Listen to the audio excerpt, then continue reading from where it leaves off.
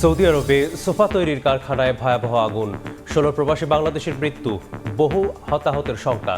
নিহত সবার বাড়ি নওগাঁর আত্রাই ও নাটোরে নিশ্চিত করেছে দূতাবাস। নির্বাচনী ওয়াদা পূরণে ভাগ্য ফিরছে নিম্নবিত্তের। ১৬ আগস্ট ফ্যামিলি কার্ড বিতরণ শুরু। চলতি অর্থবছরে ৪০,২০,০০০ কার্ড দেওয়ার লক্ষ্য। বড় চ্যালেঞ্জ প্রত্যাশা পূরণ।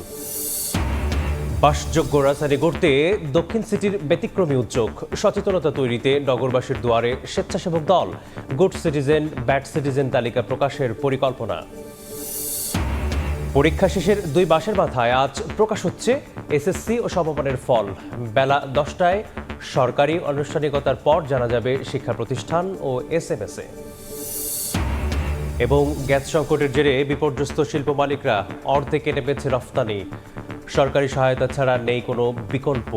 ঋণ মওকুফ ও গ্যাস বিদ্যুতের সংযোগ রক্ষায় ২ মন্ত্রীকে চিঠি।